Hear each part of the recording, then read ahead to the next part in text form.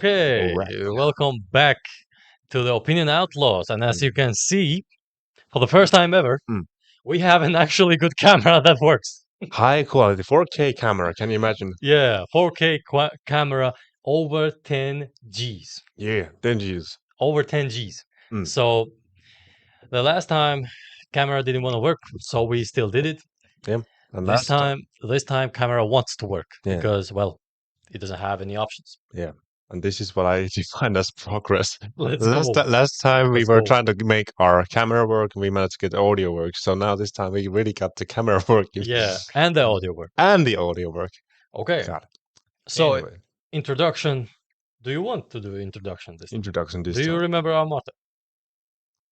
Most likely. Most likely. But yes. Okay. Also, we have a motto, and it goes like this: the only thing you cannot say is every time. The only thing that you cannot say is that you cannot say that. And that's our motto. And the reason why, simply put, because we don't support censorship. We want to have this place where you can basically tell what you want to say. No hatred, anything like that, but as long as you're able to argument your point of view, we are open to it. We're not gonna say we definitely agree with it, but the point is that you can say it, and then we are gonna discuss it. Of course. And that's the point of this whole podcast. Yes. Hmm.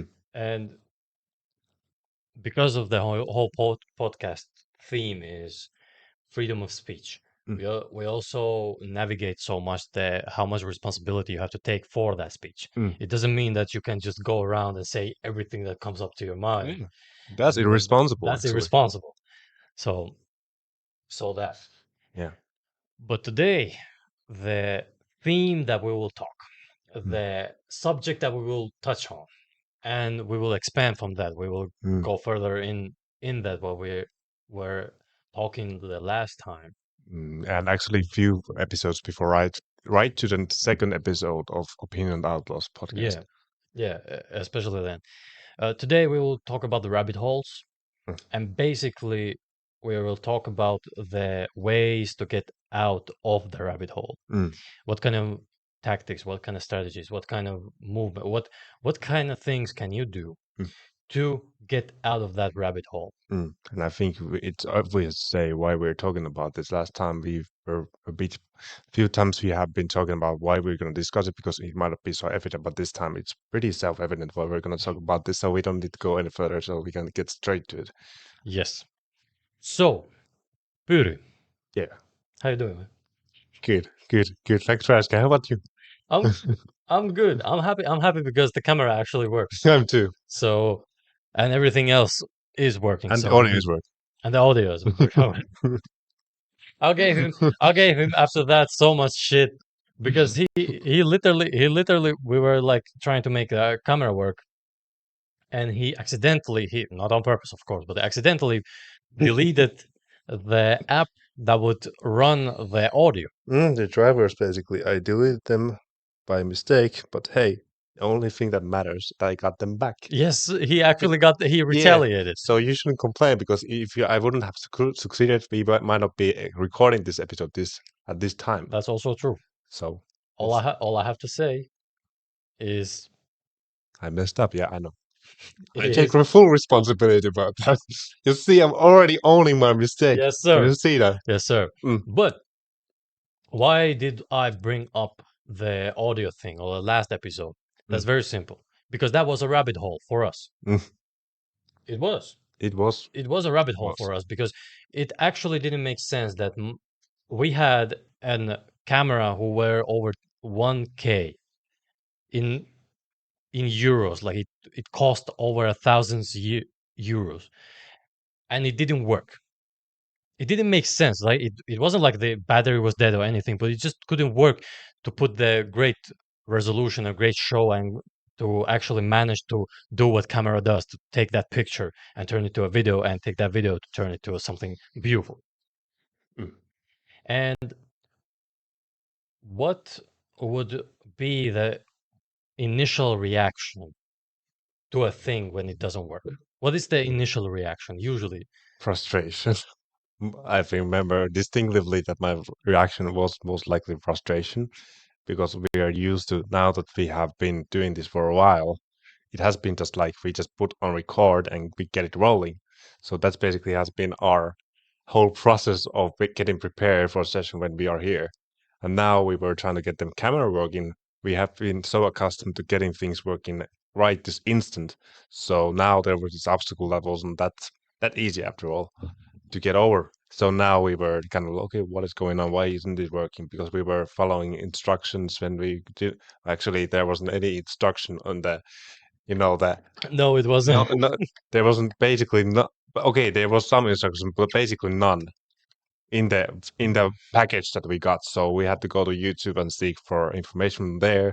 And well, based on that information, I went to that place and deleted it And all. all of a sudden, audio didn't work. And I felt like an engineer, like, oh yeah, I'm getting this. And then I deleted the drivers. I was, oh shit, fuck. Oh Yeah, man. but anyways, the thing that matters now is working, and we can move on. But yes, rabbit hole, very very great example of when you messed up. It can seem some, especially I remember that moment I was like, ah, fuck, how are we gonna get over this? But as long as you're not gonna overindulge in that emotion, like, oh my god, this isn't working, this shouldn't happen, but you just focus on doing what you can do. Eventually, the solution will come out, and you notice that the problem that appeared to be maybe sometimes bigger than it really is, it's not that big. It was no big deal in the end, but especially when there is that reaction, very strong reaction, you can have that thing. Oh shit, I'm never gonna resolve this issue. But it took only about, let's say, 15, 30 minutes about. But we got it working. We got it working. Yes. Yeah. Yes. Yes. Very much likely yes. The the actual reason why we get frustrated is because things don't work, right? Mm, And the frustration is usually that bottle up like anger, mm, that I would say that kind of emotion. And you also have to understand that shit happens. mm, This is life. Understand that life is not some smooth sail that where you mm, just take a heading and then you can just be like, you know what, I'm good. It mm. doesn't work like that. Yeah. That's why the guys, especially guys, when they are trying like do everything perfectly, they still fail. Mm, That's why when guys are trying to be Mr. Nice Guys or they try to do everything right, yeah. they still get a lot of shit. Why? Mm, Because not only they are not real about themselves, they're not real about the other person, mm, but those rabbit holes, for example, are are easily avoided by the sheer fact to look at the situation mm, and say, okay, shit happens. mm.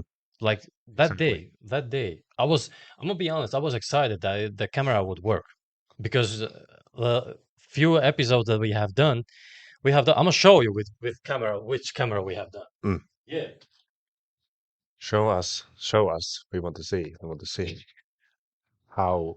this one. I'm a zoom myself.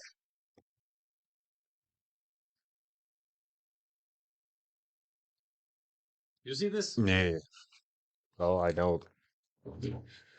Yeah, that's basically the camera we were using for past seven, no, 6 episodes. Yeah, and you can see the reason why the quality is not maybe 180p pixels. when you put you put the YouTube and you put the pixels and it says 180 and then you press it and then the video comes out and you look at it like, It looks like puke. oh, hold on, wait a second, what? But now camera is working. Yep. Yep. Now things are getting better. Exactly. Audio is getting better. I was pissed. I told Puri this. I was pissed. That's another rabbit hole. Mm. Why do we get pissed?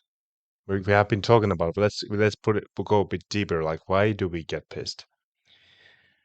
I believe so when things are not going the way you're planned Mm. or the things are not Mm. going the way you want. Exactly. That's the usually when you're getting angry or pissed. And it's not about embracing the uncomfortable. That's another thing.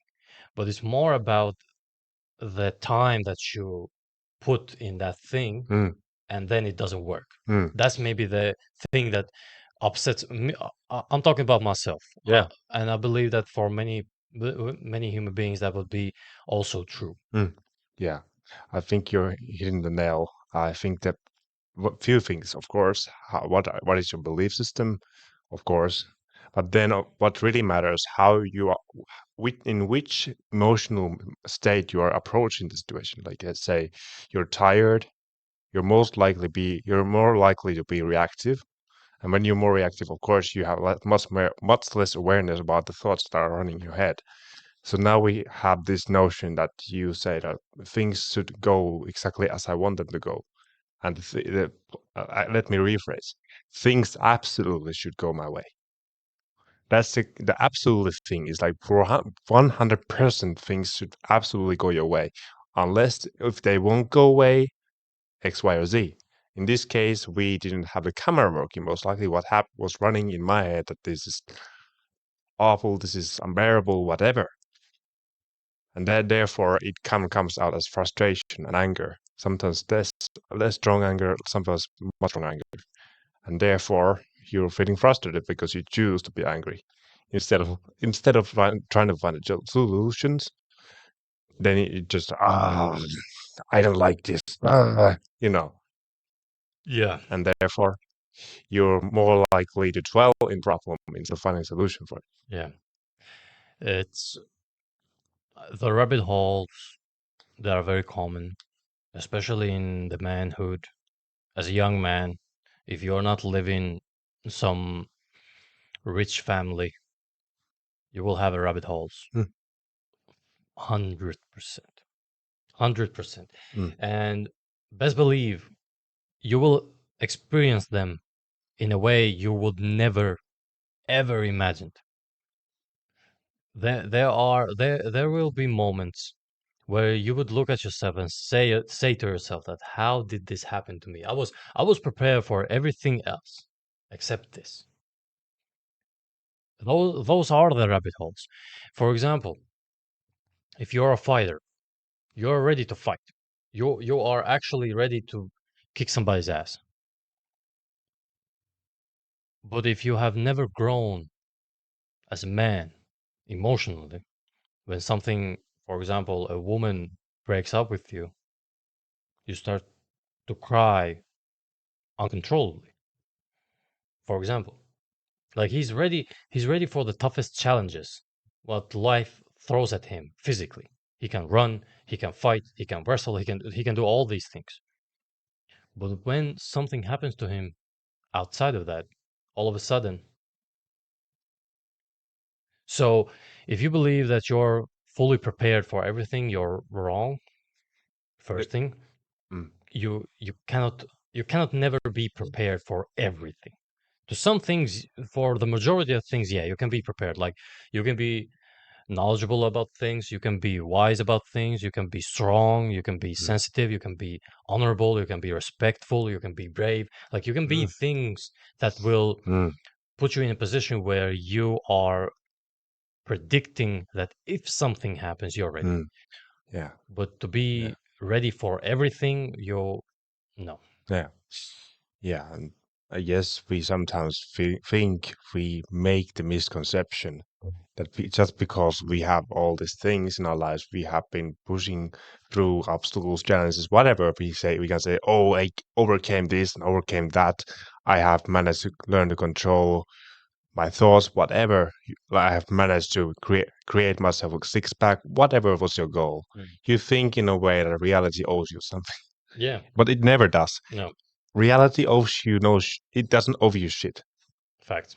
And therefore, when we are in a certain point, we are starting to taste, let's say, tasting the success, let's say, we start to assume that, okay, because we got to this point, we don't need to put that much effort into it. And then we start becoming complacent. So the reason why I think people start becoming frustrated even after reaching the goals they wanted in order to get to a certain point is because they get complacent, and because when they become complacent, they start becoming lazy, And laziness makes you softer Yes. and weaker. Yes. I'm gonna ask you, Puru, now. What is the rabbit hole that you remember? Specifically remember. Of course, the things that you can share. And how did you get out of it? Or are you still getting out of it? These are now questions.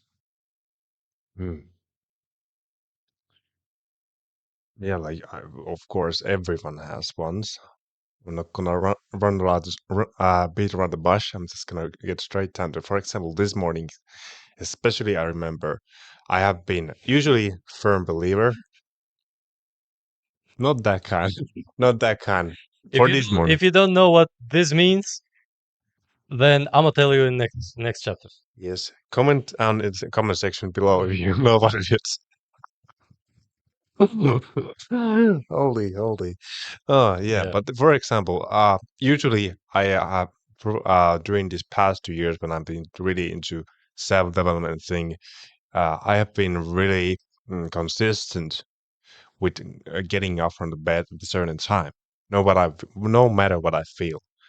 But don't get me wrong, like even though I have managed to acquire this belief that I can act despite what I feel, this morning was really tough for me because this morning I've been lately kind of struggling to get into consistent sleep, and that has led to this vicious cycle of me giving into the emotion and not, this acting despite the emotion. But this morning I was really close to snoozing. But instead of like choosing that, I will just snooze because I feel like it. No, I was like, oh, fuck that. I will actually rise up and do my morning routine and get it going with the day. And I can tell you that really increased my confidence because I was able to make that decision. I felt like shit. I literally felt like shit. In the morning, I was like, oh, I will die. But then I was like, no, fuck that. I will just, raise up from the bed. And the best thing is that I only snooze for about 5 minutes. 5 minutes, I was snoozing, and then I was just getting going. And I get out of bed. I did what I do usually in the morning. Not this kind, but I did basically did my magic. That's worse. What I do usually in the morning is a story for another time. But Come on, man, open up. open up. Open up. You're so curious to hear. Open up. Yeah. Ah. Well, I don't do that kind of stretching, but as you made me stretching. But well, ask me if you want to know more. But in short, my morning routine is basically about increasing awareness. But that's not the point. Yeah. The point was that sometimes it's the worst thing that, in my own experience, what can get in the way of getting out of the rabbit hole is your learned helplessness, that you choose to be helpless to get out of certain obstacles. And because you are buying into it, you create that momentum, negative momentum, let's say, that you are, oh, because I wasn't able to make that one decision correct, I will make every other decision correct. But this morning, because I made the decision, oh, I can take action despite what I feel, that is now I can experience the confidence that it gave me in a way. And now I know that because I was able to make one decision to not act based on what I feel. Okay. Yeah. Yeah. Yeah. Yeah. And those decisions are the fact that are most important in your life. Yeah. Those were decisions, but like we have been talking about fast progress and slow progress. But also a very important thing between our lives is that small decisions actually are the most important ones you make. That kind of decision might seem like nothing. Majority of people feel, oh, you can snooze if you feel like it. There's no obligation for you. Oh, well, that's kind of true, but I have my own reasons why I obligate myself to act not based on what I feel. And this morning, I think like it basically defined my rest of the day's vibe in a way because I feel much more confident. My bad. It sounded like you said wife. The rest of the day is wife. It basically. I know what you said. No, you don't. No, you don't. You know, you don't know. Tell What also in the comments section what he said. you're mocking me for It my sounded pronunciation. Come on. it sounded like wife. It's not Yeah. a bad thing, my guy. Wife is not a bad thing. It's not a bad thing. A bad thing. I pronounce it. Oh my god. Let's move on. Okay, let's move Yeah, on. yeah. But anyways, no bad, no harm, no foul. But the point is, I think this is just now running out of circle. But one very essential thing when you want to get out of the rabbit hole is to understand that you can control what you think and what you feel.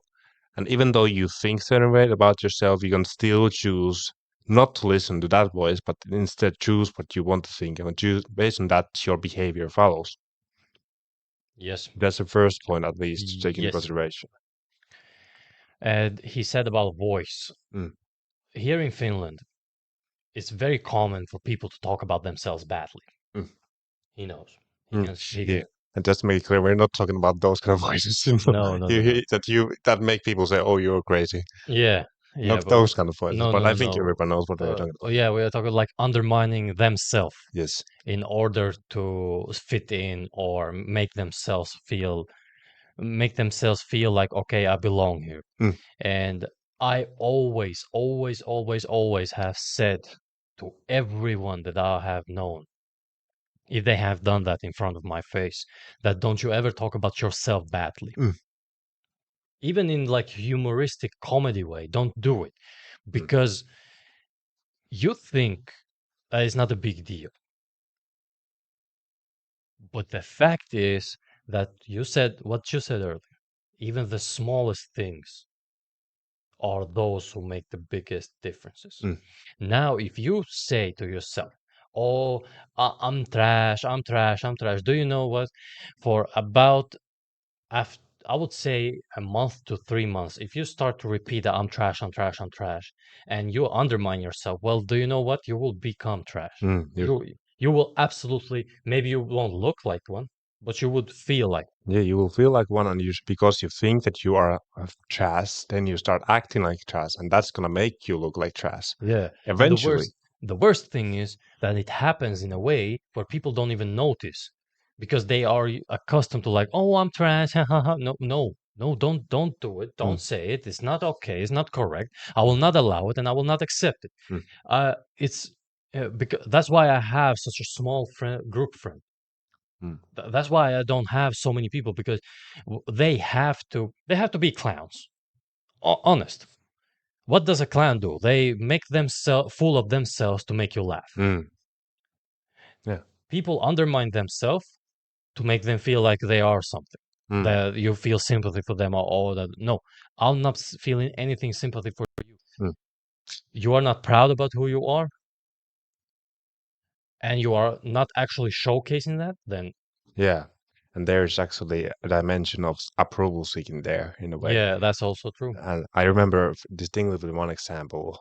I'm gonna share a story actually from high school. I remember I had a tendency to do lots of self-deprecating humor. I don't know. Do you think I nowadays do a lot of self-deprecating humor? What do you say? No, not this. And I've seen. I would say like this: you have not done in front of me Mm. that much. Yeah. I've never like listened. Uh, like if something has happened Mm. and it's about this, for example, this water bottle The camera thing. or the camera thing, then that's fine because you can trash it because it's funny. Yeah. But you have not trashed yourself that often. I don't Mm. remember. Mm. I don't remember. So therefore, I could say that Puru is one of those guys that have not. But for example, we have had guys in this podcast, and we have had guys uh, in our friend group and outside of our friend group, in our class, in our schools, in our Mm. work. Mm.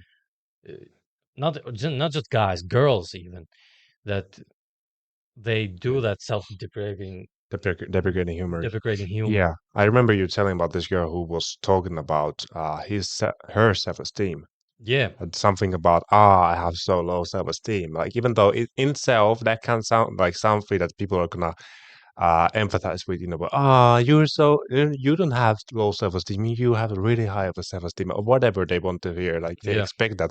And here's the story. Like I remember, uh, we were I was at the arts class. I remember, high school. We were doing. Okay, there you go. Yeah, I'm an artist, I know.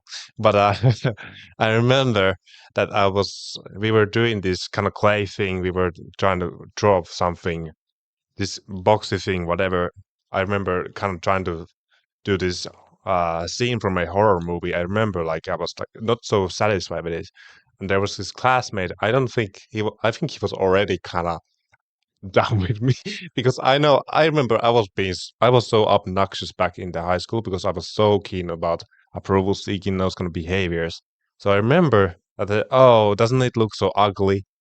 And I didn't say that because I genuinely thought so. I was expecting him to say like, "Ah, it's good," but he didn't say anything because he saw through my bullshit. He was like, "Ah, fuck this guy," and that was for one example. I was using a lot of self-deprecating humor, and it can get really annoying when it gets so obvious, so self-evident that you're not saying that because you genuinely think so, but you're saying so that you get other people's sympathy.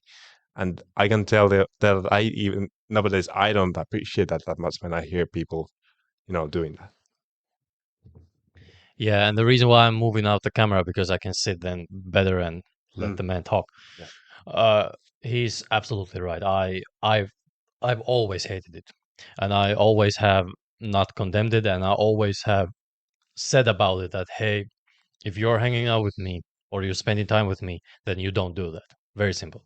And why is that? Well, I believe so that everything that you say, everything that you do, everything that you speak, everything that you think is in some way hypnotizing yourself, in some way programming yourself. Everything, every little thing. The only time that you are not responsible of your subconscious is when you're asleep. Mm, You cannot control that in a way because then your brain work does the other thing for you. yeah. But the moment you wake up till the moment you fall asleep is constant affirmation of what are you, Mm, what are you, what are you, what are you. mm, And you can see that's why, for example, the positive affirmations things, they are so I would say they are so powerful, mm, but also they have a gap which people don't talk about a lot. mm. Okay, And what gap tell is me. it? Mm, If you say that you're the best, but you are just saying you're just saying it. mm. You don't showcase to yourself that you are the best. That's the difference. Oh yeah. That's the absolute difference.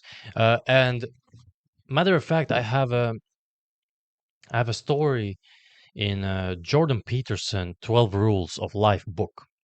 Great great neuropsychologist, and he's, I would say, one of the greatest guys to ever to listen if you actually want to learn something about life. Mm. He's a great man. But he had a story in his book about fear. What? Fear. Fear. Yeah, fear. And the story was that there was a woman who went to the grocery store. And that woman who went to the grocery store, she went like regularly, just went there, went there, went there. But then one day she got robbed. And it's a traumatic experience when you got robbed, especially if you're not from the hoods or Mm, you're not a mm, place where you are not used to mm, get those physical, I would say, my bad, physical dangers, then it's very traumatic for you. Then afterwards, she wanted to, I would say, she wanted to overcome that fear. But every time she goes to the store, she feels that fear. PTSD. Well, it's not PTSD It's not because PTSD. it's a when people use it PTSD, I'm talking PTSD is something so traumatic that it actually affects you as a man. Mm. For example, Well, you see your best friend getting shot. yeah. That's PTSD. Mm. PTSD is not something that you slip somewhere. Yeah, yeah, You but get what I'm saying? yeah, yeah. So PTSD, I don't like to use that word Oh. in a sense because it's overused. It's Mm. like you get what I'm Yeah, saying? yeah. What I mean by PTSD is basically just having a strong, powerful enough impactful event in your life that keeps on looping in your head. Yes. Because And now the story goes that she says to herself that, okay, I'm not going to that grocery store anymore. The groceries will come to my house. Now, her fear of going to the grocery store increases. And now, when the grocery stores come to her house, it starts to go in a loop where she doesn't want to even go outside the house. But how is that possible? Because the only thing that bad happened in the store. Well, this is the place that I said that affirmation needs also action. And what was the action? The action was that she said, okay, I'm afraid. Then the action was that she didn't go anymore to that store. So she proved to herself that she's actually afraid of that.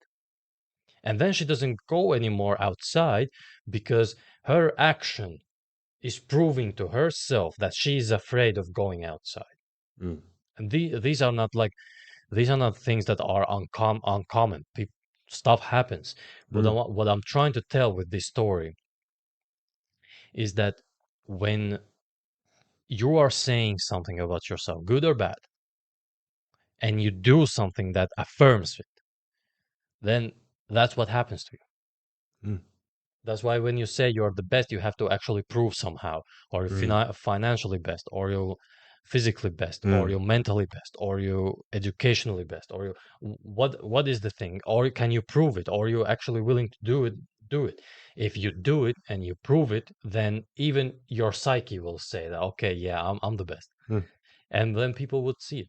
yeah, the beautiful thing about mind really is that your mind doesn't make distinction between the reality and imagined things. Yeah.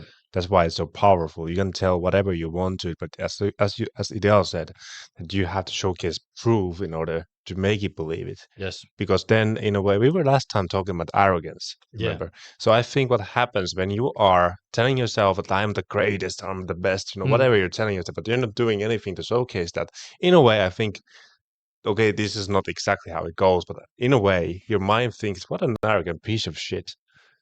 No, Well, maybe not exactly, yeah, exactly, but you that actually believe it. yeah, you believe it, but you don't take action. So you think that okay, you're just talking the talk, but you're not walking the walk. Yeah, that's the thing. Walking the talk. Even And, your brain will be like, "Hey, dude, mm, what are you doing?" what are you doing? What are you telling? Why are you lying to yourself? Because there's a saying that goes like, I remember that like if you're gonna lie to your brain, why wouldn't you lie better?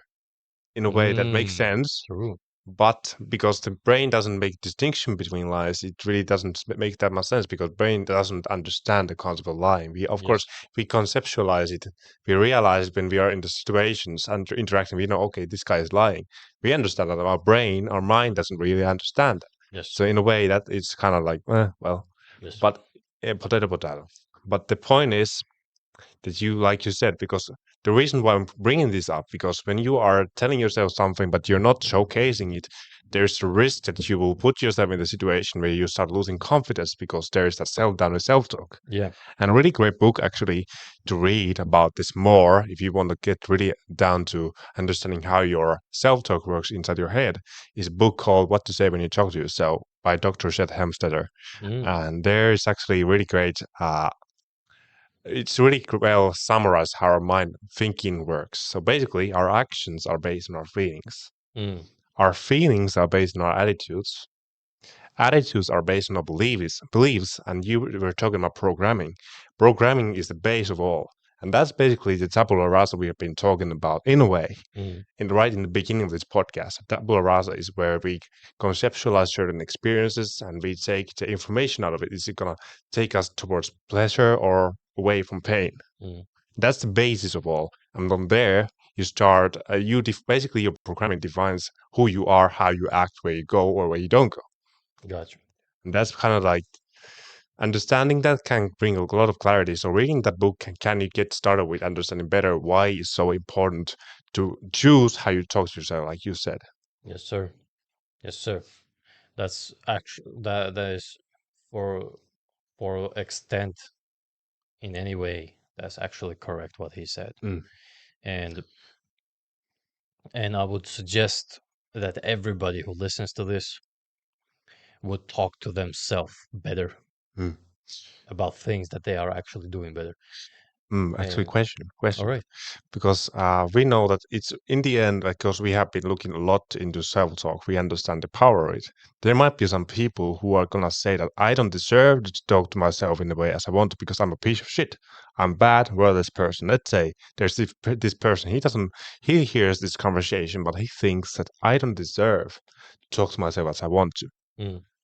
How, how would you suggest to suggest him to start making the change? Because he's already thinking that he doesn't deserve to make the change. I'm But that's the laughing. thing. That's the thing about I'm shame. laughing. I'm laughing about a different thing. Yeah, But go ahead. yeah. But that's the thing because people who experience shame, they think that they don't deserve. They're not like saying, "Oh, I regret that I did this thing." They think because what they did, that makes them a bad person. Now, because they feel that they're a bad person, they think or feel they're a bad person, they think that they're not worthy of good things, for example, positive self talk. So, how would we start making that change towards more positive change? Gotcha. Well, we have to always start with the basics, and the basics is that person actually a bad human being? Mm, Because I would not, I cannot see a situation where a guy or a girl is actually a horrible human being. mm, They cheat, they lie, they steal, they kill, they make other people suffer, mm, and they have a negative bad talk about mm. themselves. They think that they are the main Top G. movie, yeah, not top G, but top G is not a bad human being. But I'm Yeah, talking about like but for they example, think they might. Some people might think that they're top G. yeah, like they think that they are like the main character of the movie, Yeah, but they do all these horrible things. yeah. So I don't see a situation where a guy or a girl is an actual horrible human being, Mm, have done something actually bad, but also has a negative self-talk about themselves. mm, I don't see the situation mm. because usually when people do bad things, they are deluded about things that they are doing. Yeah, and the thing about like if you think you're a bad person in a way that already brings up a pre-assumption that in a way you care, are you a good or bad person? Yeah, Bad people, I think, they don't really care. yeah, they don't care. They don't care how they come across to other people. They just think I do what I will, other people do what they can do. Yeah, and also I'm not talking about for example, the high crimes, the mafia, and all these Mm, guys who are doing bad things for sure. They know it, but they are knowingly doing that. mm, So they also have such a intelligent mind of mm, handling these situations because it's not an easy life to be that kind of crime driven. For example, Pablo Escobar, mm, rest in peace. For example, Pablo Escobar, he had an actual family. He had a family and he had a group of people that was dependent on him because he took care of everything. But then he was also one of the feared drug lords mm, in all of human history. mm. So, Yeah, and Al Capone, one well-known mafioso in the 1970s. yeah, the gangsta my guy. Kankma guy. He was really very well known for his crimes and his reputation as a very influential guy who was well not the most law-abiding citizen. Yeah, And by the time he was being arrested, he didn't think like I'm a bad person. I did it because I want to be sinister. I want to be mm, mean. He was thinking more of remember reading this. He was saying, "I just wanted to serve people," or something like that. yeah, Even point is, that he didn't think that he was doing anything wrong. He thought that he was doing other people a service by giving yeah, them privileges, like, for example, bringing alcohol uh, when it was illegal. yeah, He didn't think he was doing bad thing. He was justifying it by, "I was just trying to do X, Y, or Z good thing." yeah. And that's what I'm saying. Like, if you had that negative self-talk, then the chances are that you are not a bad person. Hmm. Yeah, So, yeah, that's true. if the chances are that you are not a bad person, then how come you don't deserve to be talked Mm, well to yourself, especially to yourself? Like, uh, forget everybody else. mm, It don't actually matter everybody else because now it's about you and you mm. and only you. There are only three human beings, only you, and you. Yeah, exactly. And I just want to, if I may interrupt in between, like You the may. reason why you care about people, what they think about you, is really because you care what they think about you. Mm. So why would if that wasn't about you? I know might sound a bit weird, but really, like think about it. You're caring about their opinion because it is regarding you. So in the end, anyways, you're thinking about yourself. So anyways, you're already in a way quite selfish. That's not a bad thing. We need to be selfish in order to help other people and to be how would I put it? I'm gonna put it. Yeah, thank you. If you are not for yourself, you are not for anybody else. Yes, thank you. That's true. And This is a hard fact. This is not some belief or anything. If there is a human being who is not doing well for themselves, that they cannot do well for other human mm, beings. mm, Simple fact. And yes. do you know what's the worst part? Mm, This is known for thousands and thousands and thousands of years. This mm, is not some new thing, but I still hate it when people try to help everybody else but themselves. mm. Yeah, the thing is, how can you expect to help anyone else if you're not able to help yourself first? Yes, that's true. You can try to help other people as well as you can, but where's the credibility in that? Exactly. Like, how do you expect you're gonna help other people when you yourself are suffering? Like, it doesn't. Okay, it's okay if you're working on your problems. That's a different thing because you know that okay, I'm working on it. I'm trying to resolve it. So therefore, it makes sense that you're trying to help other people in that area as well. Yeah. And that's actually good if you do it for selfish reasons. Mm, For example, let's say, for example, uh, I'm gonna give you guys a story. mm. This is actually a great story about this, Go ahead. the self-talk and being bad and being good. Mm, And the story comes from my culture. The story goes that there was a young kid, a boy, and he didn't have any control. Like he went and did bad things to people, steal, lie, fight. He didn't. He went to jail a couple of times. Like it was bad. mm, And the father, he the way the father gives us love is through discipline. The mm, father disciplines us because he loves us. If he says that, my son, you will not obey people who are bad. mm, My son, you will do this, you will do that. You don't get to do this, you don't get to do that. Your father is not saying that because he hates you, he's saying that because he loves you. mm, My son, you need to do your homework. Do you think that he cares about homework? Even your father, he had it enough. He don't want to do anymore your homework. mm, But he knows that if you do your homework, it doesn't mean just school. It means can be something else. Then he knows that you have learned the lesson, you know what you're going to talk about, and then you're more knowledgeable. mm, However, this father had a different approach. It was a disciplinary, but it was different. And he didn't go and yell at the boy, or say anything. He went and put up a log, a wooden log. mm, And every time his boy did something bad, he put a nail in it. Pow. And one day it got full of nails. Like the log actually was full of nails.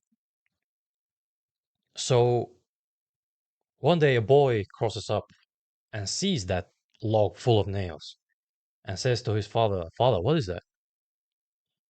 His father looks at him and says, "My son, this is the log that I have kept for now since the day you were born." mm, And he was like, "Well, why is, like it's full of nails? Why is that?" He says, "Well, my son, every time you have done something bad, I have put a nail in that log." mm, And his son looks at it like, "What? It's full. How can I? How have I been so bad at human being?" mm, So he looks at it and he repents. He's looking at it like, "Man, what have I done?" mm, And he goes to his father with desperation, like, "Father, I don't want to be a bad human being. What can I do? What can I do?" Then his father goes, "Well, son, if you want to make things better, I'm gonna do it like this. Every time you do a good deed, if you do something good, then I will take a nail out of it. So his son looks at it like, okay, that's a reasonable deal. So he goes afterwards, he protects people, he gives people, he helps people, he goes and buys to neighbors groceries, he takes out the garbage, he does so many good things then. He goes to help in church and in Mecca, and like he does all these things. And he becomes a good man, a respectable one, an honorable one. And the father sees that and he goes, okay, like he takes all those nails. And one day, the son, after years, he comes back. He sees that log. It's there's no nails anymore. And the son looks at the log and says, well, father, what about those holes? And the father looks at him and says, well, son, those holes will never be filled. Mm. The son looks at him like, why? We cannot just put there inside or something? The father looks at him like, yeah, we can put them something, but the hole will still be there. Mm. And it's the same with human beings. If you do something bad to other human beings, you don't know how much have you hurt them. Mm. And the pain can actually last until they die. Mm.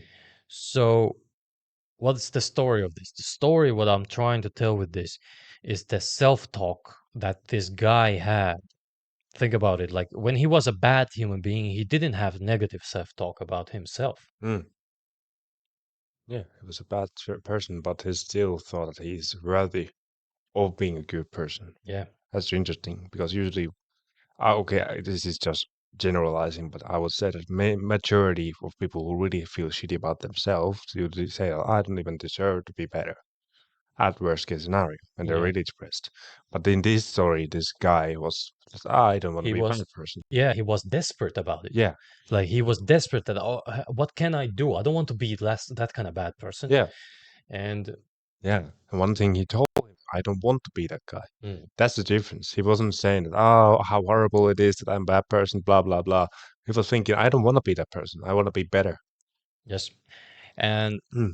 actually, when you have a negative self-talk, you're actually a horrible human being then. Yeah. Not because you deserve it, but simply because you think so. Yeah. You think so, and then you're telling yourself that, and then you're trying to get other people to sympathize with you. Yes. That's actually a horrible. That's actually a horrible human being. That is bad selfishness. Yes, and to make it clear, we're not shaming any people here, but we're just making it clear that what you say to yourself is what Always not shaming. you're shaming. Oh no, I don't give a shit. If you talk yourself negatively, I'm not. I don't want to be around you. Mm, I don't want to see you. I don't mm, want to hear from you. mm. I don't care how hot you are. I don't care how rich Yeah, you yeah, are. Rich and hotness goes. It yeah, comes and goes. yeah. But my point here is that that you're a horrible person. That's true. In theory, it makes you a horrible person. That's true. But does that mean that they don't deserve to become better person when they realize that they're telling this Mm. uh, bullshit story about themselves? And Yeah. so therefore that's the difference. Like, of course, there's difference. There are horrible people who have done horrible things, and then they think like, "Oh, I'm a horrible person," and that's why they think so. But that's just because they think so that they're horrible people. Does that make so that we need to think that they're horrible No. people? That's what I'm trying to get at. Yeah. But the fact is that people who have done bad and then have realized that they have done bad, they don't still have a negative self-talk in a way that they say I don't deserve better, but they do something better. Usually it's like that. Mm, I've never seen a situation where a human being have seen themselves like, okay, I have done horrible things, and mm, then okay, the first reaction is, man, what have I done? mm. I'm a horrible human being.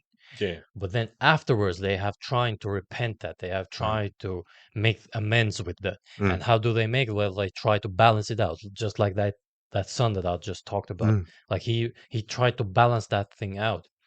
Yeah, but I think like when I'm talking about people who think that they're not worthy of some better self-talk, Yeah, the problem comes when they don't make that realization. What can I do? yeah, They don't take that initiative to take action, yeah, but they let it that okay, because I did this thing, I'm a bad person. They let it prolong, and over the years, they start saying to themselves, based on my actions, I am a bad person. They don't yeah, even see that distinction anymore. They say that my action equal my human worth as a human yeah, being. So that's where the problem comes, and that's why I'm getting to the point where they say I don't deserve to take action in a way that yeah, makes me a better person. yeah. But I think that's because some people just don't, for a reason or the other, maybe they're afraid. They are afraid. They are afraid of most likely, and they for that reason they are scared to take responsibility. Because they Yes, are scared to take responsibility, they don't understand that they can change their circumstances, and that's why it yes, becomes a problem. yes. Amen. Amen. Amen. Yeah, and these are like the topic that we are talking about is not like black and white thing. Yeah, It's nothing is. very wide, very complex. Many things can interfere. Many things can have a impact on the specific things that you experiencing or you have. However, we are trying to showcase that there is no one way to get out of the rabbit hole that you are in. There's not just one way. There's a Mm, plethora of ways. mm, Like Puru just told about the story that he had difficulties to wake up in the morning, mm, but he still did it. What? How did he do it? Well, he took responsibility of it. Like, hey, I need to do this, mm. and then you woke up. Yeah, and the reward was that I feel. Let's say, for example, if I would have chosen that I will stay in the bed, which happens sometimes, of course, I'm not perfect. So when it You are happens, not perfect. I'm busted. I'm sorry. I'm bamboozled. I'm so sorry. I'm I'm so, bamboozled. forgive me, Father. Yeah, but anyways, um, but anyways, let's say that I do mistake of snoozing. I can tell that the day starts very different. I will be a sloth. I won't get anything done. I'm lazy as hell, Mm, and I won't basically feel good about myself. But I can say that I can literally say the reason why I feel so good right now. I feel amazing actually, because this is a very small decision I made in the morning. That I will take action. I will get off from bed and do whatever I do. Not this one. win. Not this one. Not this one. Really? Mm-hmm. Let's not talk I about that. smell some bullshit. Smell something else. I smell some bullshit. No, no. Anyways, the point is that these very small things, we don't, at that moment when we just want to give into that emotion, we think, oh, it will just feel good giving into emotion. But actually, when you actually do feel better is when the times when you choose not to give into the emotion. And that makes a difference. That makes a Yeah, difference. The best things that actually can come about in anything are the times when you don't wait for the feeling to come. You don't wait for the motivation to come to the gym. You don't wait for the motivation to write down whatever report you need to write. And I think that's the time when you start feeling inspired when you go about writing it. yeah, yeah. Bec- It's the same thing. I'm sorry for interrupting, no but worries. it's the same thing. I talked about this in the last episode also. For example, the camera didn't work for us. Mm, It wasn't some planned. I didn't. We had such a great camera. It didn't work. The same thing goes, for example, when you don't want to go to the gym. mm, But what happens at that moment when you actually get over that feeling that you have? mm, And I'm gonna be honest with you. I feel sometimes it's not even emotion from yourself. It's not something that you actually feel, but something else is saying to you that, nah, you're tired, you're exhausted, you don't feel like it. Uh, It it always have the same. I have always that kind of feeling. That is not the actual feeling, but somebody is saying to me that, hey, you know what? Maybe you don't need to go to the gym yeah, today. yeah. Maybe this is too comfortable right here. I like this. Mm. Well, who cares? Kick the shit out of homeostasis. Who cares? Who actually cares? The Mm, story. What I'm trying to say is that when you're getting over that feeling, you have maybe the best results after that. yeah. I've seen it. For example, if you, I don't want ever to go to the gym. Don't get me wrong. I hate it. I don't want it, and I always have that same thing. I don't want to go there, but I'll go there. I'll always go there, and it, but sometimes it's harder to go by the simple fact that just sometimes you don't want to go. They actually don't want to go, and those times when you go, you have maybe the best workout ever. Mm. The same thing goes for the last episode that we did. The camera didn't want to work. We were frustrated. We were angry. We were scrambling. All these things. But then we sat down and we had maybe the best podcast that we ever had. Yeah. So Exactly. these are these are things that happen. For example, this time this is maybe it's not the same pace, even though we have a great camera. Much better camera, actually. Much better camera, Much, actually. much better camera. I showed you already. Oh, maybe we can actually put some example just for comparison. Oh man, yeah, but the pitfalls are dangerous because they are not like clear Mm. Yeah. pitfalls where people fall. Yeah, yeah, and the interest. Let's say, for example, apathy. Something I've been struggling with lately a lot. Actually, has been the thing about apathy is that in a way it's painful, but at the same time it's not that kind of act. It's not in the way painful as if you would put your hand on a hot stove and Mm, it's more of that kind of like it's more passive pain. mm, It's more of like, well, this is so nice. This is so nice. yeah, That kind of thing. You're just aggravated, but at the same time, you're sorry. Like, I don't care. yeah, More, almost like, well, you basically a sloth, but mm, you're like, oh, this is so comfortable. It's comfortable pain, and the struggle counts because you feel comfortable, so you don't like, I want to feel better, but this feels good enough. mm, So there comes the struggle that you because sometimes it can be quite toxicating even to yeah, be in that emotional state to get out of it, especially if you have been sleeping really poorly, if you have poor habits, a very inconsistent sleep schedule. Did I say poor diet even? And yes, not you're not yes, going to gym, and basically your life is a total shit show. yeah, Then it can be a real struggle to get out of that. But let me tell you, one simple thing you can do already get better sleep.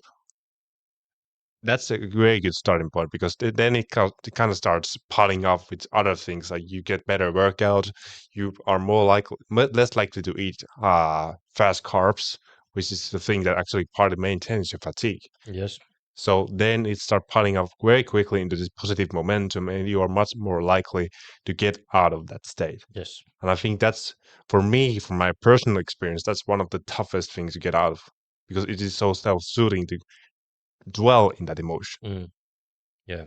And this is like personal thing for him. Yeah, This is not for me, like yeah, but I'm not talking that it's just the same thing for the same thing everybody. for everybody. Yeah, it's not everyone has their own devil, like the cliche goes. With every new level comes a new devil. I remember hearing this quote, and it's so true because whenever you make this is kind of besides the point, but the thing I guess with apathy, going into escapism a bit. I guess there's a presumption that you say, because I choose this, I'm taking the easy way out. But we have been talking about earlier that when you take the easy way out, life will be hard for you. Yes, But when you take always. when you take the hard way, life will be easier for you. Not because there won't be obstacles, but because you have the resources and resilience to go towards the obstacles you're facing. Yes, yeah, and this is where me and Puru are very different Mm, from this point, because for me the discipline mm, has never been an issue.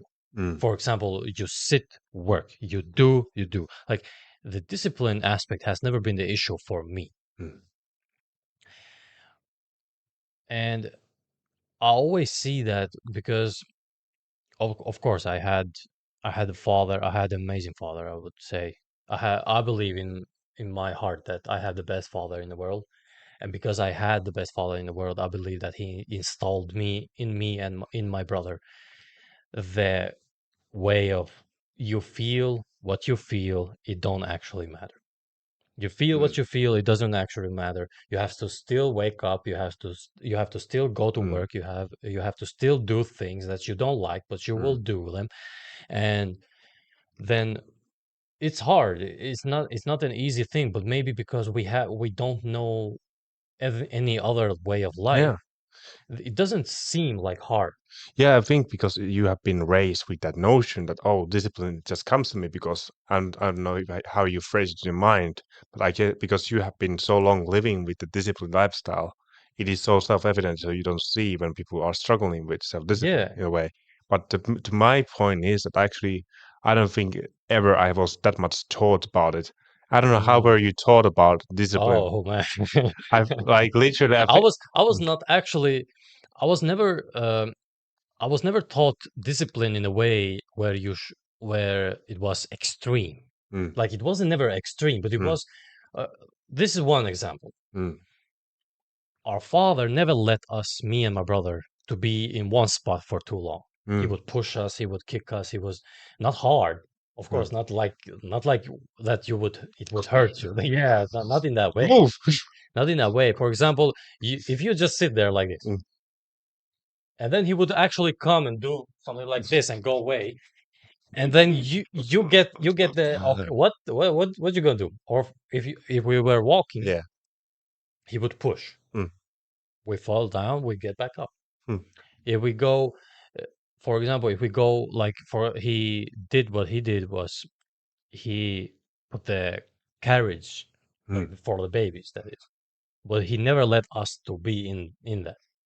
He never put he would never put the carriage, the actual baby, mm, one of us, mm. but he would make walk 5 kilometers, 10 kilometers. We would go to the store. He would feel that feel that carriage, that what is made for baby. He would fill the groceries with it, Oh, and then we would walk. We would walk the next 5 kilometers, and me and my brother we would look at the grocery bags where we wanted to be. oh, come on, please let me get in. You get what I'm Yeah. saying? For those kind of, or for example, wrestling, he advised us to consistently wrestle or consistently be active, even if he didn't like sometimes. Mm, So that is, for example, an example of how my father instilled mm, discipline in me and my brother. mm, And then from there, when you get that as a child, it's very hard to get away from it because you mm, get all these benefits from that. mm. Except when you're disobedient. Disobedient. Disobedient when if there is a racing, but you're not obeying. Yeah, yeah, it's a different thing. Yeah, but that's part one Yeah, side of it. Yeah. that's a whole different story. And Yeah. Yeah. Yeah. Yeah. I was never disobeying my father in serious issues. For Mm, example, electricity. mm, No, it was not negotiable. You don't do nothing with electricity because it can actually kill you. mm, That was, for example, one thing that I would never disobey about him. mm, That, but let's say, for example, we're doing a math thing, and he says that, hey, maybe you should this better, and I would say, well, father, you're wrong because this is the better way, and then we would not maybe in a bad way, but we would be in a little bit conflict because he thinks it's this way, I think it's this way, and then I showcase him, okay, this is actually a better way. Then he will be, hey, okay, I can see that, but or this is the best discipline I had, I would say. This is the best tactic for kids, especially men. When your men, when your boys do something great, for example, they get an A in a test. They bring that paper to you. I remember every day, my father every day would say, "This is good, but there is still room for better." mm, Every single, it didn't matter how well you did it. It was always the same answer. mm. And why was that? Well, if he ever said to us that you did this perfectly, then he would get into our head. Yeah. That's very simple. Mm, So even though we did things better than anybody else in our class, he would still say that there is somebody better Yeah. who is doing that. Mm. And that's one of the things that also I would believe that made us very disciplined, me and my brother. Mm. Yeah, that's a very different thing to say. This is good, but you can do better. Instead of instantly putting your attention. Oh, why do you have five? Why do you have like? Mm, What is this? What is yeah. the seven here? Like if you have like let's say nine or eight Mm, for the rest of the whole, life. they're like in other exams, and they're just gonna point out what is this five? What is this six? Like Mm, what is this? What is this gonna do to you? They're basically ignoring all the things you're doing well. yeah. And they're just focusing on the negative, Yeah. which is gonna create that perfectionism which you were talking about. Actually, if I would never in my life let myself be in that position. But if Mm. I were going to that position where I would be in a bad notes, my father would sit me down, say, "Hey, listen, if you do this, this is not good. This is not well. Yeah, You're better than this. yeah, We yeah. all know that." And he would have like a real heart-to-heart discussion. And as a kid, you will feel it. You would actually Mm. feel it. Yeah, yeah. And I had me and my brother, we had a healthy fear of our father, and Mm. we had a tremendous respect of how he managed to do that. Mm. Because do you know how hard it is to raise not one but two men who don't drink, don't smoke, don't take drugs? That's true. Do you know, like, I'm not even talking about doing them. We have never tried them. Mm. Even the temptation, because of our society around us, is the temptations. I can imagine they could be quite huge for anyone. They are huge for anyone. So being able to do that kind of performance, that's incredible. Actually, now that I think about it. Two men who are living in a society where they are based on alcohol. Well, the social part is Mm. based on alcohol, Yeah. and it's in. And also, one thing is also for interesting that in Finland also many people smoke. Mm.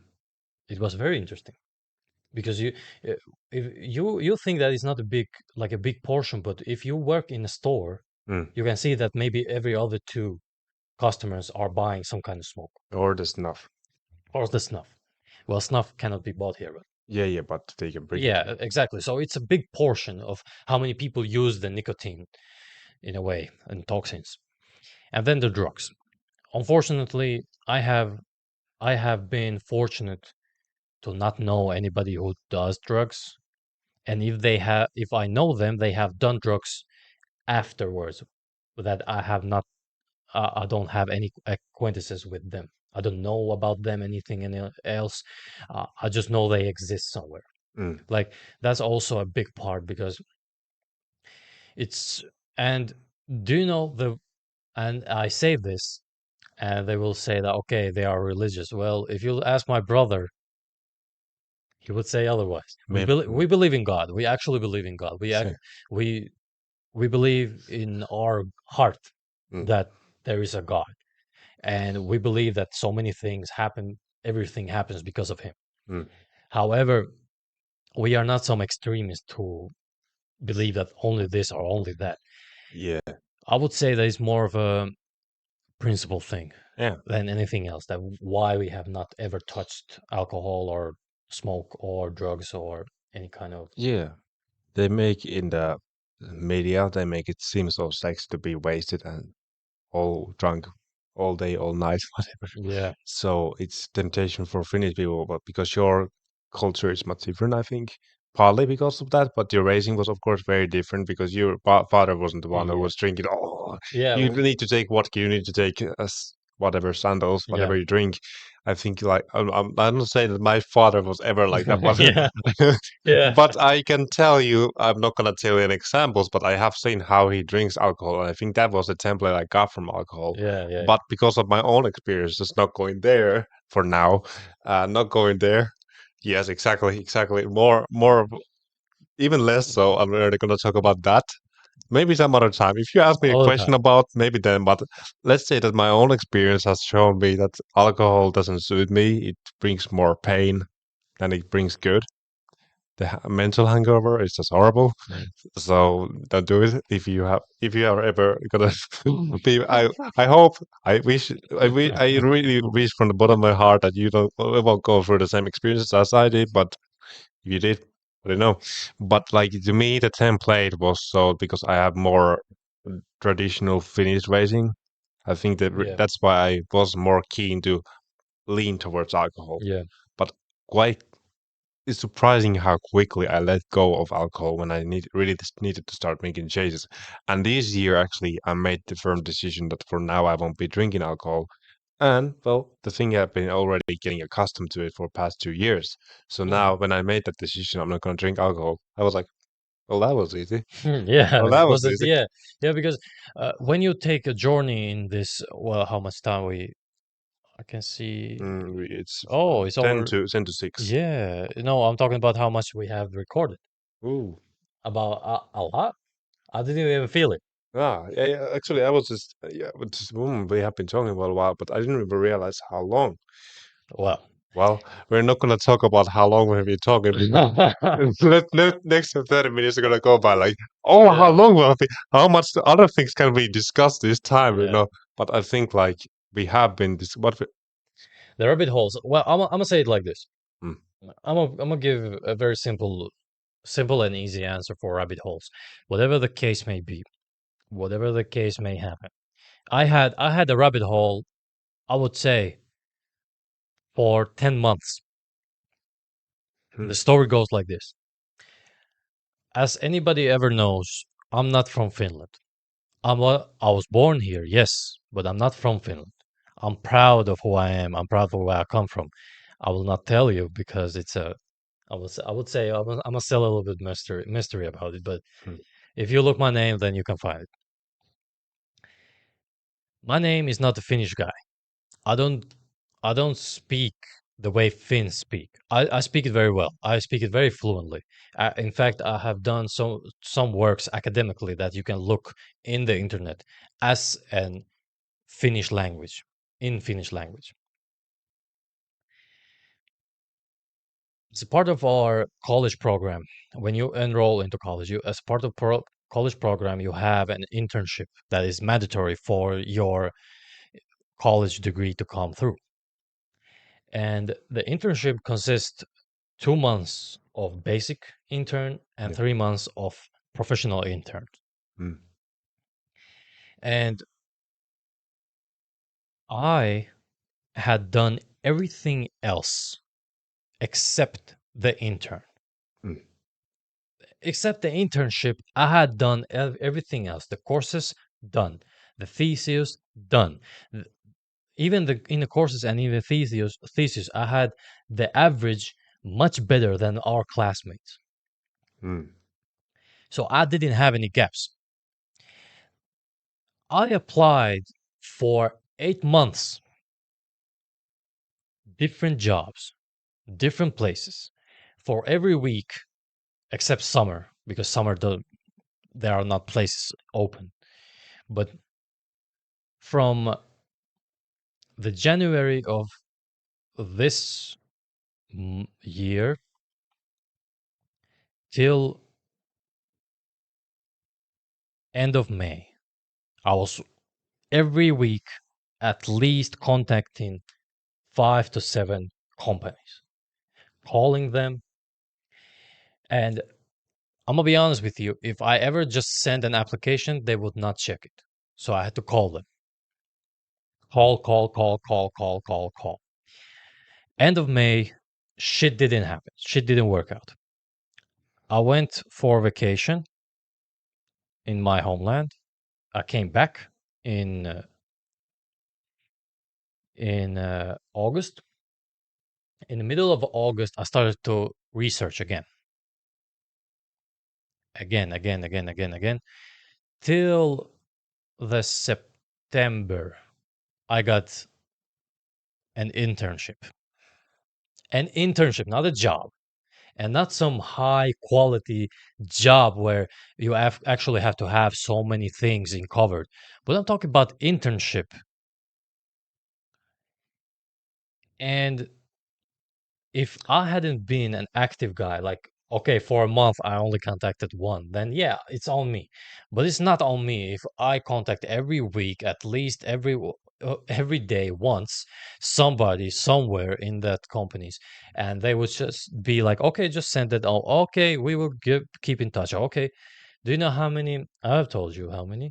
I've been all in all in 5 interviews. All in all, Mm. 5 interviews total.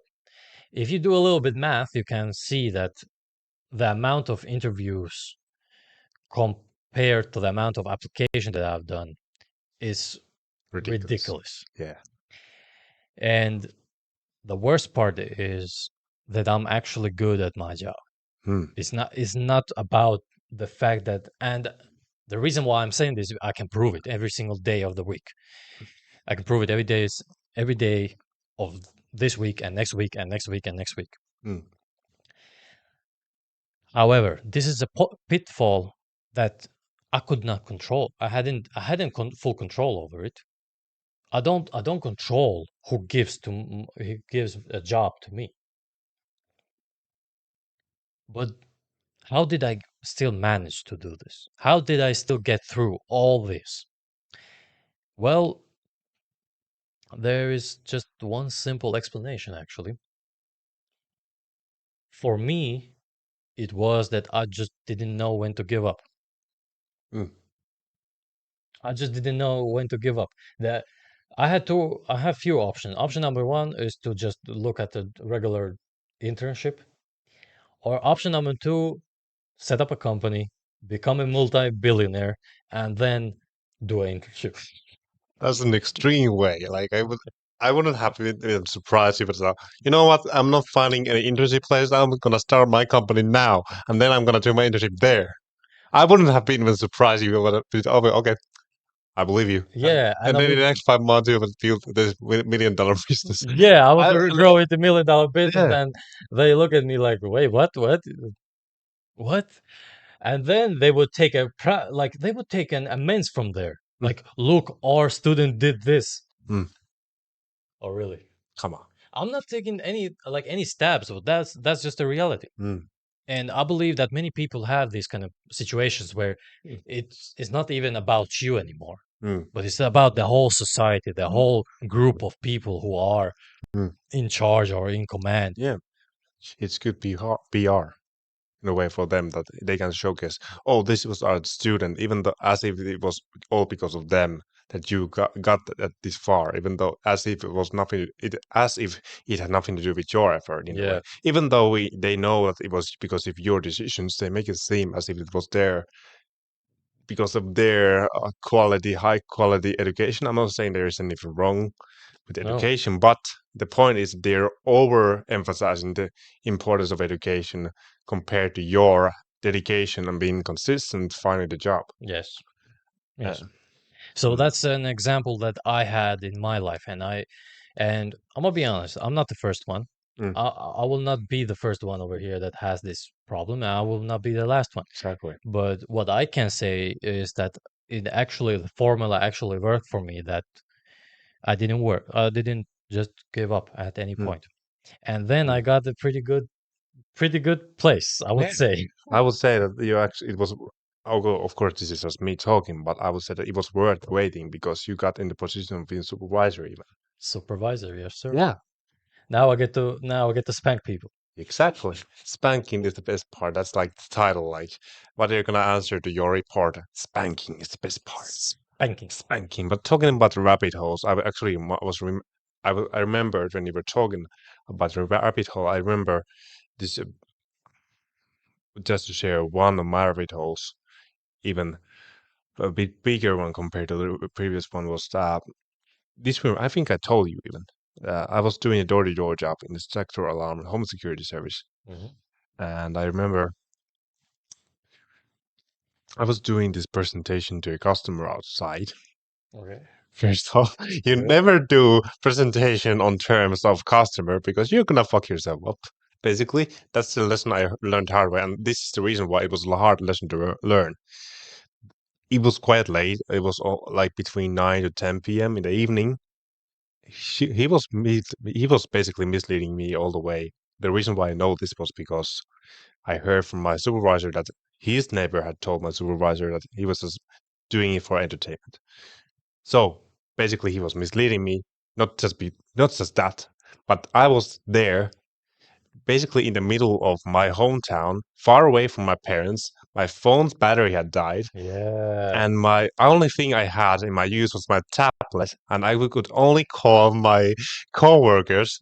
And the only coworker I reached had already arrived home, and he was about 20 or 30 minutes far away.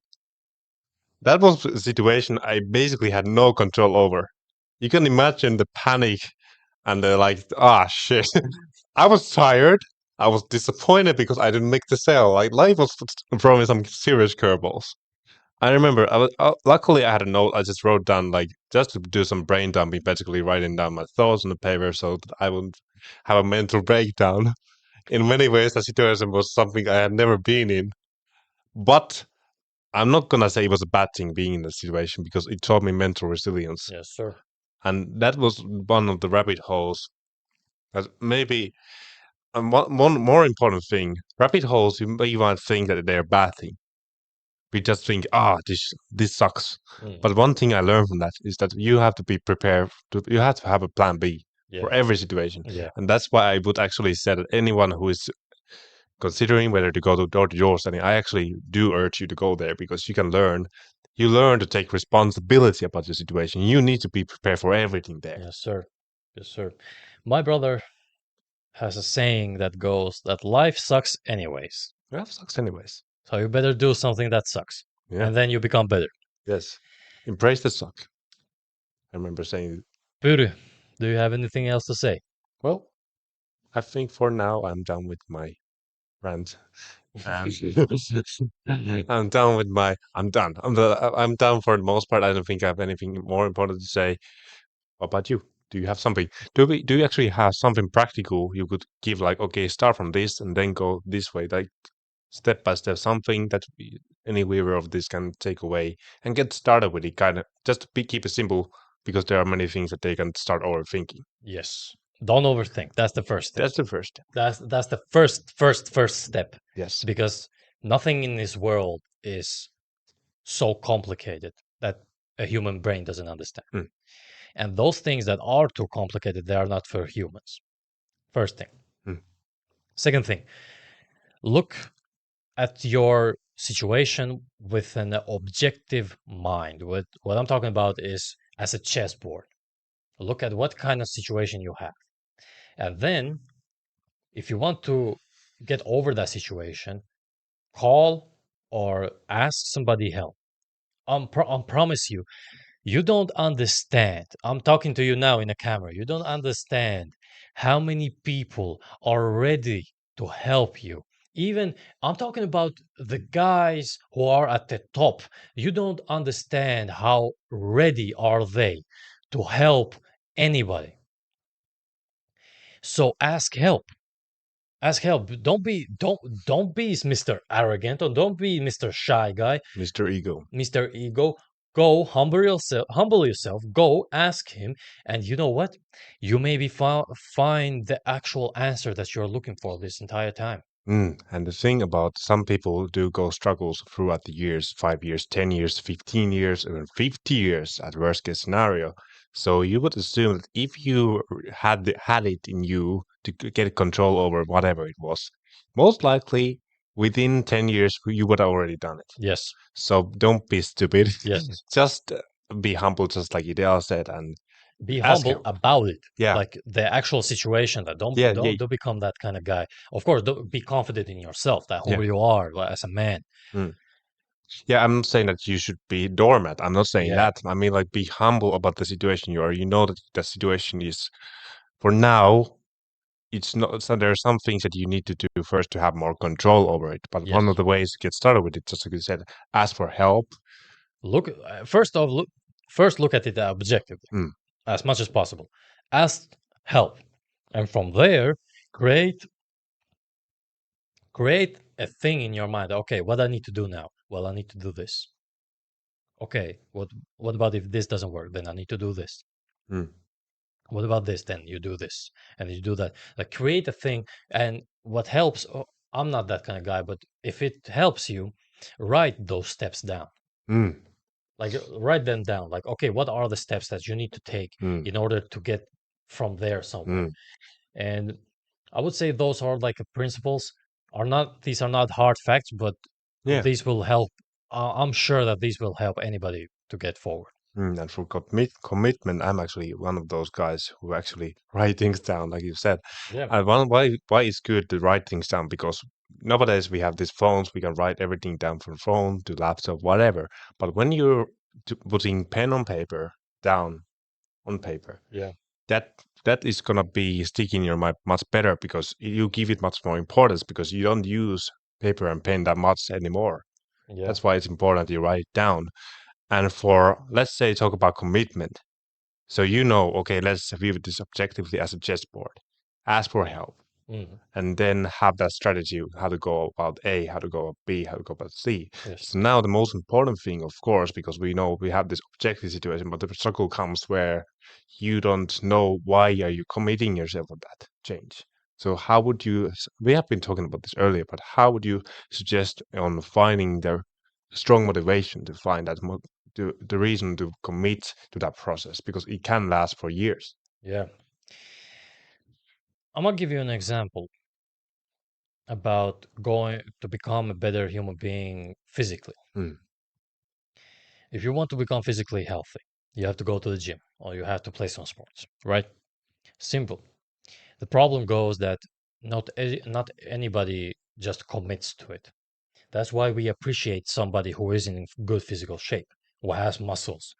We appreciate him instinctively because we all know as a human beings it's not easy to achieve what he achieved or she. Now, uh, you have to understand that commitment is a thing that you are not going to like most of the time. Majority of the time, you will not like the things that happen in the commitment. You are committed, for example, that you will go to the gym 3 times a week. And no matter the case, no matter the cause, no matter the situation, you still wake up and go to the gym 3 times a week. That's a commitment. And how do you become committed to a thing? Is by the sheer fact that you look at yourself and say, this is the pain that I will feel now will be worth it compared to the pain I could feel later. mm. So you prefer pain because of action instead of pain because of inaction. Yes.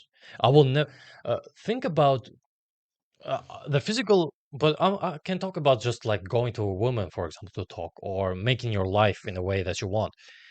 It's not going to be easy. I don't care who anybody says that, oh, buy this course or go to this guru. Like, no, shut the hell up. It's not going to be easy. It's going to be hard. You will Mm, have to work. You have to work all the time. Commitment comes from the actual fact that you look yourself in the eyes. Are you happy? Are you proud? I would say better. Are you proud? mm, Are you a man who can say to yourself, okay, I'm a proud man who I am and where I come from? Or have you made your parents proud? Or is everybody else looking at you and say, okay, he is an example of a man. I want my son to be like him, and I want my daughter to marry him. Are you that kind of man? mm, The question is that if you are not, then you know what to do. You have to become a better man. If that answer is yes, you have everything intact. You are physically fit, you are financially well, you have social skills, you have own hobbies and interests. You're passionate about something. You have all these things and you have a good lifestyle, good habits. Then yeah, for sure. mm, But if you don't have all of this, you don't have respect for anything, you don't have honor about anything, then you're just a pathetic piece of shit. And I'm not afraid to say that mm, because I'm working too hard to respect somebody who is not working. mm. Don't get me wrong. If somebody who is skinny or fat comes inside the gym, I respect that because they want to change. What I will not respect is you come into the gym and you spend more time on your phone than actually doing something. Yeah, I see your point. Yeah, what is the point of coming to the gym if you're gonna use your phone there? Do you know how many times I wanted to go to people, I just smack the phone out?